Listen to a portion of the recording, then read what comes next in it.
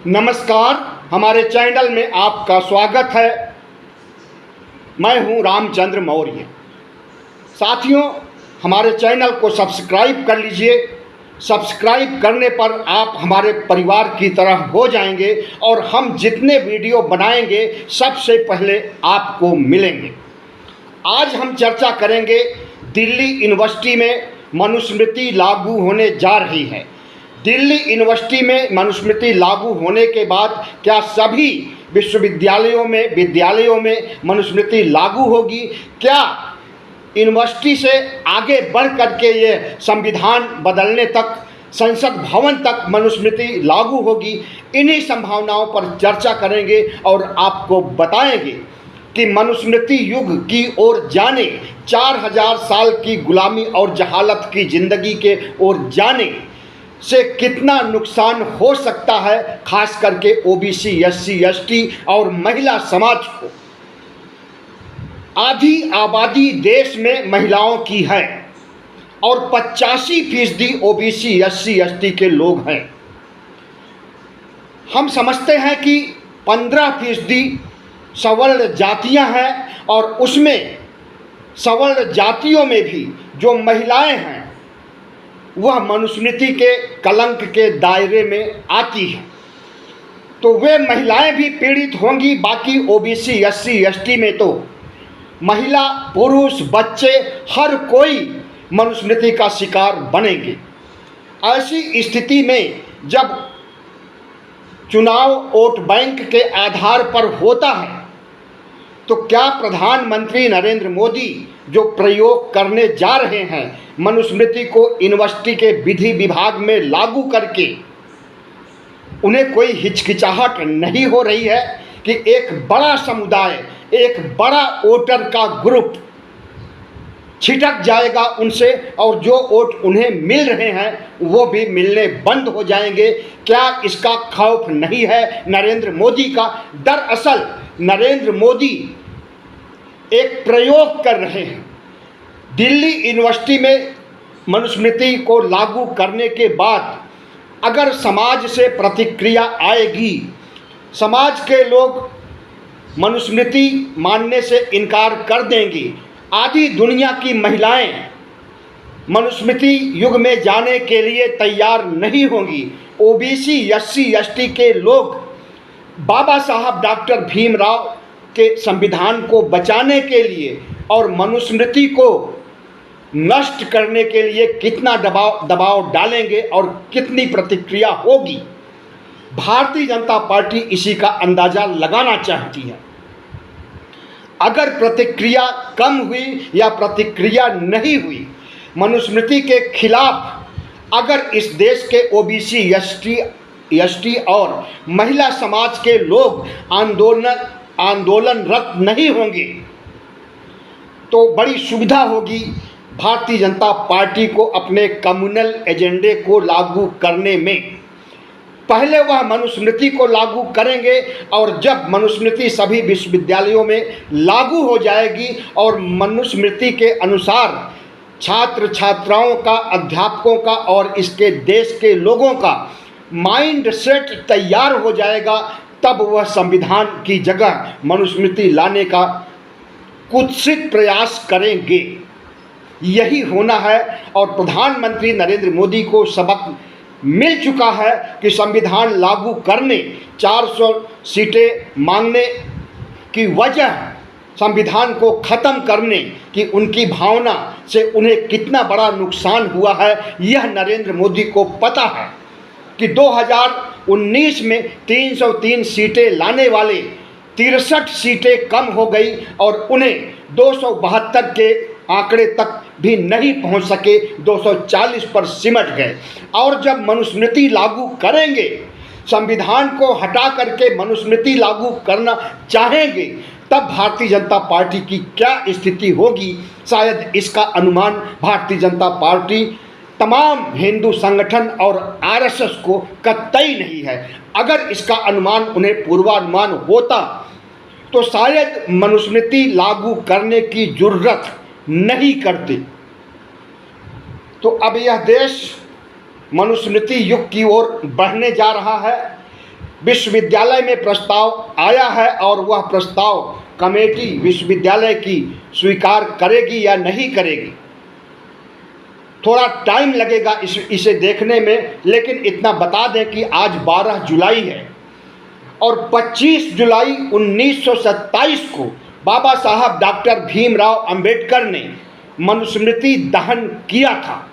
मनुस्मृति के सभी 12 अध्याय और 2000 से अधिक श्लोकों की पुस्तक को जलाया था और मनुस्मृति युग से निजात दिलाया था ओबीसी एससी एसटी को। इतना ही नहीं, बाबा साहब डॉक्टर भीमराव अंबेडकर ने तो मन बनाया था कि 4 वेद, 108 उपनिषद और 18 पुराण और तमाम महाभारत और रामायण जैसे इनके ग्रंथ हैं, हिंदू धर्म ग्रंथ हैं, सबको जलाया जाए। लेकिन दुर्भाग्य कि ऐसा नहीं हो सका। आज के अंबेडकरवादी जो दलित समाज, ओबीसी एससी एसटी समाज के हैं, क्या नरेंद्र मोदी के इस एजेंडे को आसानी से स्वीकार कर लेंगे या फिर इसके खिलाफ राष्ट्रीय स्तर पर जन आंदोलन खड़ा करेंगे? अगर जन आंदोलन नहीं खड़ा होगा तो निश्चित रूप से भारतीय जनता पार्टी आरएसएस के इशारे पर मनुस्मृति तो लागू करेगी ही, संविधान को खत्म कर देगी और संविधान की जगह मनुस्मृति को ला देगी। भारतीय जनता पार्टी एक सबक पा चुकी है और उसके बाद एक और प्रयोग करने जा रही है मनुस्मृति को विश्वविद्यालयों में लागू करके, लेकिन उसे शायद अभी अच्छी तरह से सीख नहीं मिल पाई है। हमें लगता है कि भारतीय जनता पार्टी अपने पैरों पर कुल्हाड़ी मारने जा रही है मनुस्मृति लागू करके। 100 साल पूरे हो जाएंगे 2027 में मनुस्मृति दहन किए हुए, और इन 100 सालों में जिस तरह से 1950 में बाबा साहब डॉक्टर भीमराव अंबेडकर का संविधान लागू किया, उसी समय भगवा गैंग, आरएसएस, हिंदू महासभा, विश्व हिंदू परिषद, तमाम हिंदू संगठनों ने अपने अखबार ऑर्गेनाइजर में लेख लिख करके संविधान का विरोध किया था और कहा था कि इस संविधान में मनुस्मृति जैसी कोई चीज नहीं है। तो बाबा साहब डॉक्टर भीमराव अंबेडकर के संविधान को इन्होंने कभी नहीं अंगीकार किया, यहाँ तक कि तिरंगे झंडे तक से इनकी दुश्मनी रही और 2002 तक लगभग 52-53 सालों तक नागपुर के संघ कार्यालय में भगवा झंडा फहराता रहा। संविधान के अनुसार हमारा तिरंगा झंडा नहीं फहरा सका। तो भारतीय जनता पार्टी जो कि आरएसएस की कोख से पैदा हुई है और आरएसएस का राजनीतिक संगठन जनसंघ जो आज भारतीय जनता पार्टी है, शुरू से संविधान विरोधी, लोकतंत्र विरोधी रही है। जनसंघ भी, भारतीय जनता पार्टी भी, और हिंदू मुस्लिम का कम्युनल एजेंडा इनका वोट प्राप्त करने और चुनाव जीतने का मुख्य आधार रहा है। लेकिन 2024 के लोकसभा चुनाव ने साबित कर दिया है कि तुम भले ही राम मंदिर बना करके खड़ा कर दो, आधे अधूरे मंदिर का उद्घाटन भी कर दो और पूरे देश को राममय बनाना चाहोगी, भले ही हिंदू राष्ट्र बनाने की घोषणा कर दो, संविधान खत्म करने की घोषणा कर दो, लेकिन यह इस देश का मतदाता 98 करोड़ मतदाता अब तुम्हें कम्युनल एजेंडे के आधार पर वोट देने वाले नहीं हैं। भारतीय जनता पार्टी को लगता है कि 10 सालों तक राज कर लिया तो यह अनवरत काल तक हमेशा हमेशा राज करेगा और इसके लिए विपक्ष को खत्म करने, लोकतंत्र को खत्म करने, संविधान को खत्म करने का अगर फतवा जारी कर रहा है तो इस देश के ओबीसी एससी एसटी का कान खड़ा हो जाना चाहिए। और सबसे पहले तो मनुस्मृति जिस दिन लागू हो उसी दिन से आंदोलन शुरू हो जाना चाहिए। देश में राष्ट्रीय स्तर का आंदोलन जन आंदोलन, किसान आंदोलन से बड़ा जन आंदोलन खड़ा होना चाहिए और प्रधानमंत्री नरेंद्र मोदी आरएसएस और भगवा सरकार का विरोध करना चाहिए और मनुस्मृति को विश्वविद्यालयों में पढ़ाने की अनुमति इस देश के लोगों के द्वारा नहीं मिलनी चाहिए। अगर ये अपने एजेंडे में कामयाब हो गए तो ये सीढ़ी दर सीढ़ी बढ़ते जाएंगे, पहले एक विश्वविद्यालयों में, फिर सारे विश्वविद्यालयों में, फिर सारे संस्थानों में, हर जगह मनुस्मृति लागू करेंगे और उसके बाद जब देखेंगे कि माइंड सेट तैयार हो गया है, मनुस्मृति को मानने के लिए लोग राजी हो गए हैं, तब ये संविधान को ख़त्म करके मनुस्मृति लागू करना चाहेंगे। लेकिन हमारे देश की जनता जो कि आजकल अम्बेडकरवादी हैं, बाबा साहब डॉक्टर भीमराव अंबेडकर के संविधान में विश्वास करते हैं, बाबा साहब डॉक्टर भीमराव के सिर्फ संविधान में ही नहीं, उनकी लिखी हुई तमाम पुस्तकों के आधार पर अपना माइंड सेट बना चुके हैं कि अब देश में कम्युनल एजेंडा नहीं चलेगा, इस देश में हिंदू मुस्लिम नहीं चलेगा, इस देश में धर्म के आधार पर, मंदिर और भगवान के आधार पर वोट मांगा जाएगा तो वोट मांगने वाली पार्टी को हराया ही जाएगा, उन्हें सबक सिखाया जाएगा।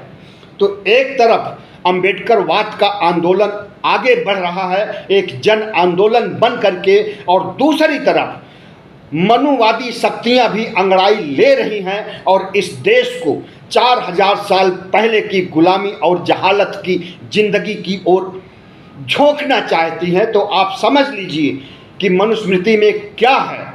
सबसे पहले आप जान लीजिए कि मनुस्मृति में महिलाओं को जीने का हक और अधिकार नहीं है, अपनी मर्जी से वह जी नहीं सकती हैं, अपनी मर्जी से वह पढ़ाई लिखाई नहीं कर सकती हैं, अपनी मर्जी से वह तरक्की नहीं कर सकती हैं, अपनी मर्जी से वह नौकरी चाकरी या फिर सियासत में कोई भूमिका अदा नहीं कर सकती हैं।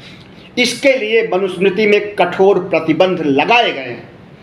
एक लड़की जो पैदा होती है तो बचपन में वह अपने पिता के संरक्षण में रहेगी, पिता के उसूलों कानूनों और उसके सख्त दायरे में रहेगी। शादी के बाद वह पति के नियंत्रण में रहेगी और पति की मृत्यु के बाद पुत्र के नियंत्रण में रहेगी।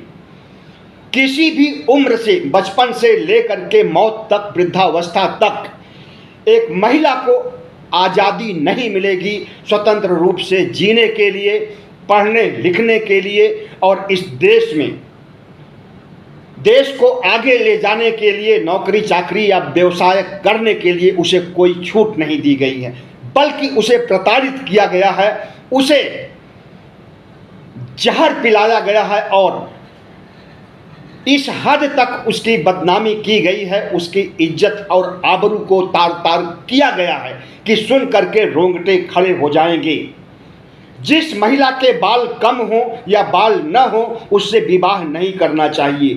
ब्राह्मण अगर भोजन करने जा रहा है तो वह किसी महिला को नहीं देख सकता है, किसी किन्नर को, किसी सूकर को, सूकर मतलब सुअर, उसको नहीं देख सकता है। तो सूकर को मान लिया, कुत्ता को मान लिया कि ये गंदे प्राणी होते हैं, गंदे जीव होते हैं, लेकिन महिला में ऐसी क्या बुराई है कि खाना खाते समय महिला को नहीं देख सकते।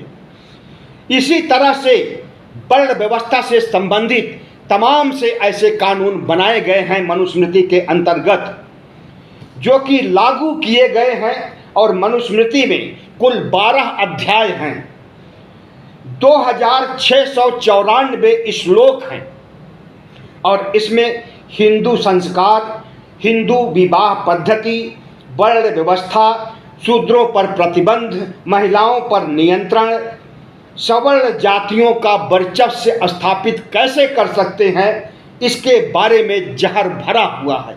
और उसी जहर का घूंट पिलाने के लिए नरेंद्र मोदी और उनकी सरकार चाहती है कि धर्मांधता का ऐसा तड़का लगाया जाए कि फिर से 4000 साल की गुलामी की ओर इस देश की जनता को झोंक दिया जाए। एक तरफ नरेंद्र मोदी विकसित भारत का सपना लेकर के 2047 तक 2047 में 100 साल पूरे होंगे आज़ादी के, तो 2047 तक विकसित भारत बनाने का लक्ष्य बना लिए हैं और उसके लिए केंद्रीय बजट में प्रावधान भी किया गया है। और दूसरी तरफ इस देश को पीछे की तरफ ले जाने के लिए मनुस्मृति का सहारा ले रहे हैं और इस देश की महिलाओं और ओबीसी एससी एसटी के साथ मनुस्मृति युग में होने वाले अत्याचार को दोहराना चाहते हैं।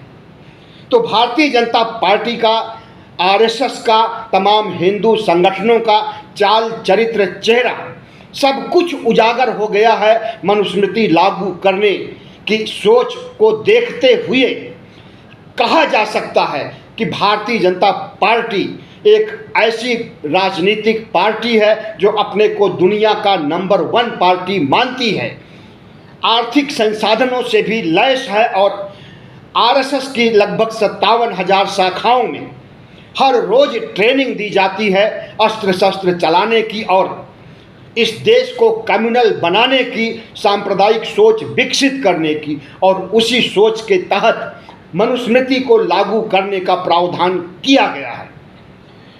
तो प्रधानमंत्री नरेंद्र मोदी इस देश को विकसित भारत की तरफ ले जाएंगे या मनुस्मृति की तरफ ले जाएंगे, यह सवाल हर किसी को करना चाहिए आज की कम्युनल सरकार से, क्योंकि भारतीय जनता पार्टी एक ऐसी सरकार है जिसके राज में दलितों पर, आदिवासियों पर, ओबीसी पर अत्याचार और जुल्म तो हो ही रहा है। आपने सुना होगा कि महाराष्ट्र में एक आदिवासी के ऊपर पेशाब किया था और वह भारतीय जनता पार्टी का नेता था।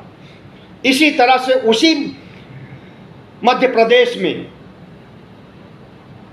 दलित के मुंह में मैला डाला गया था।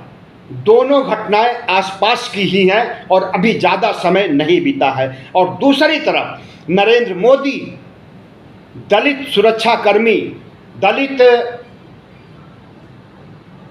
जो नौकरियां कर रहे हैं सुरक्षा के लिए, साफ सफाई का काम करते हैं, उनका पैर पूजने का भी काम करते हैं। आपने देखा होगा उत्तर प्रदेश में कुछ साल पहले किस तरह से नरेंद्र मोदी ने दलित सफाई कर्मियों के पैर को पूजा था और उन्हें वस्त्र दिया था दान में, और किस तरह से नौटंकी किया था कि नरेंद्र मोदी दलितों के सबसे बड़े हितैषी हैं। लेकिन आज उनकी कलाई खुल गई है जब वो संविधान को ख़त्म करने और मनुस्मृति को लागू करने की बात कह रहे थे। चुनाव के दौरान ही यह घोषणा, यह मुनादी हो गई थी कि हमें 400 पार सीटें दीजिए, हम संविधान को बदल देंगे। लेकिन इसका दुष्परिणाम उन्हें भोगना पड़ा और वह 272 के जादुई आंकड़े तक नहीं पहुंच सके, 240 पर सिमट गए। इसके बावजूद अगर नरेंद्र मोदी को सद्बुद्धि नहीं आई है और वह मनुस्मृति को लागू करके अपने कम्युनल एजेंडे को साकार करते देखना चाहते हैं, तो शायद यह उनकी सबसे बड़ी भूल होगी। और जो 3-4 राज्यों में चुनाव होने वाले हैं, हरियाणा, महाराष्ट्र, झारखंड, जम्मू कश्मीर, इन राज्यों में 2024 के अंत तक चुनाव होंगे। अगर मनुस्मृति लागू करेंगे तमाम विश्वविद्यालयों में, तो निश्चित रूप से इसके दुष्परिणाम इन्हीं चुनाव में इन्हें देखने को मिल जाएंगे। और जिस तरह से भारतीय जनता पार्टी दंभ भरती है कि वह राष्ट्रपति आदिवासी को बनाती है, इसके पहले दलित को बनाई थी, उपराष्ट्रपति ओबीसी को बनाई है, तो यह दंभ निकल जाएगा, हवा हवाई हो जाएगा। और सबसे बड़ा कसूर अगर कोई माना जाएगा तो यह यही माना जाएगा कि दलितों, आदिवासियों और महिलाओं के खिलाफ नरेंद्र मोदी सरकार ने मनुस्मृति को लागू करके बहुत बड़ा अपराध किया है और इस अपराध की सज़ा भी उन्हें मिलेगी। गोदी मीडिया निश्चित रूप से इसका समर्थन करेगा, क्योंकि उसकी नौकरी ही है, अगर उसे पैसे मिल रहे हैं, उसे विज्ञापन मिल रहे हैं और नरेंद्र मोदी की चरण वंदना करने के लिए उसे आर्थिक तौर पर खजाना लुटाया जा रहा है, तो वह जरूर चरण वंदना में समर्थन करेगा मनुस्मृति लागू करने की। लेकिन गोदी मीडिया के अलावा सोशल मीडिया, यूट्यूब चैनल जैसे प्लेटफॉर्म क्या मनुस्मृति लागू करने का विरोध नहीं करेंगे? बिल्कुल करेंगे और गोदी मीडिया की विश्वसनीयता और ख़त्म हो जाएगी और सोशल मीडिया, यूट्यूब की विश्वसनीयता बढ़ जाएगी। प्रधानमंत्री नरेंद्र मोदी 2024 से जो कुछ भी कर रहे हैं वही उनके उल्टा हो रहा है। चाहे वो राम मंदिर का उद्घाटन हो, चाहे वह मोदी की गारंटी हो, चाहे वह हिंदू मुस्लिम करने के लिए तमाम शब्दावलियां ईजाद किए हों और ऐसी शब्दावलियां जिसे कि सभ्य समाज में बोला भी नहीं जा सकता, प्रधानमंत्री के मुंह से तो बिल्कुल नहीं सुना जा सकता, ऐसी शब्दावलियों का प्रयोग कर चुके हैं। आपने देखा होगा 2024 के चुनाव में किस तरह से मंगल सूत्र से लेकर के और मुजरे तक उतर आए थे नरेंद्र मोदी, और इनका न तो मंदिर का एजेंडा चला, न मोदी की गारंटी का एजेंडा चला, न हिंदू मुस्लिम का एजेंडा चला, लेकिन अपने इन एजेंडों से ये बाज नहीं आ रहे हैं। अपने उसी सांप्रदायिक एजेंडे को और बड़ा दायरा करने के लिए मनुस्मृति विश्वविद्यालयों में लागू करने की मुनादी कर चुके हैं और अगर लागू करेंगे तो इसका खामियाजा भारतीय जनता पार्टी को क्या मिलने वाला है, शायद इसका अनुमान इन्हें नहीं होगा। हम तो समझते हैं कि जो 15% सवर्ण जातियां हैं वह भी समर्थन नहीं करेंगी मनुस्मृति का। अगर मनुस्मृति को एक बार आप पढ़ लीजिए, हम पूरी मनुस्मृति की बात नहीं कर रहे हैं, सिर्फ 1-2 अध्याय पढ़ लीजिए। आजकल संस्कृत के अलावा हिंदी में भी मनुस्मृति उपलब्ध है। पढ़ने के बाद आपको लगेगा कि इसमें समाज की कितनी गंदगी, कितना जहर भरा हुआ है। आप आगे पढ़ना ही नहीं चाहेंगे और इसे लागू करने के बारे में सोचना और इसके लिए प्रधानमंत्री नरेंद्र मोदी की पीठ थपथपाना या प्रधानमंत्री नरेंद्र मोदी को इस एजेंडे के तहत उन्हें वोट देने के बारे में तो सोच भी नहीं सकेंगे। प्रधानमंत्री नरेंद्र मोदी जिस तरह से बाबा साहब डॉक्टर भीमराव अंबेडकर के संविधान को खत्म करके मनुस्मृति को महिमा मंडित करना चाहते हैं, और आपको बता दें कि हरिद्वार धर्म संसद में मनुस्मृति पर आधारित भगवा संविधान पेश किया गया था और इसे पेश करने वाला कोई और नहीं, भारतीय जनता पार्टी का नेता और सुप्रीम कोर्ट का वकील अश्विनी उपाध्याय ने धर्म संसद हरिद्वार में भगवा संविधान लाल कपड़े में लपेट करके प्रस्तुत किया था और कहा था कि जब हिंदू राष्ट्र बनेगा तो यही संविधान लागू होगा। माघ मेला इलाहाबाद संगम तट पर माघ मेला के दौरान भी एक संविधान बनाया गया था जिसकी मुनादी उस समय साधु संतों और महंतों ने की थी कि जब हिंदू राष्ट्र बनेगा तो यही संविधान लागू किया जाएगा, और माघ मेला इलाहाबाद का संविधान भी मनुस्मृति पर आधारित है। तो इनका संविधान भी बनकर के तैयार हो गया है मनुस्मृति का, और अब ये प्रयोग करना चाहते हैं कि यूनिवर्सिटी में लागू करके इसके बाद सभी संस्थानों में लागू किया जाए और मनुस्मृति का जय जयकारा किया जाए और ऐसा माहौल बनाया जाए कि 2025 तक भारत को हिंदू राष्ट्र घोषित करके मनुस्मृति को लागू किया जाए। लेकिन यह इनका दिवा स्वप्न है। इस देश के बहुसंख्यक आदिवासी, दलित, ओबीसी, मूल निवासी आरएसएस के इस एजेंडे को कतई नहीं लागू होने देंगे, और अगर ऐसा करेंगे तो ये अपनी पार्टी को ले डूबेंगे। कांग्रेस मुक्त भारत तो नहीं हो सका, लेकिन मनुस्मृति लागू होने पर बीजेपी मुक्त भारत जरूर हो जाएगा। बहुत बहुत धन्यवाद। हमारे चैनल को सब्सक्राइब कीजिएगा, लाइक कीजिएगा और शेयर कीजिएगा।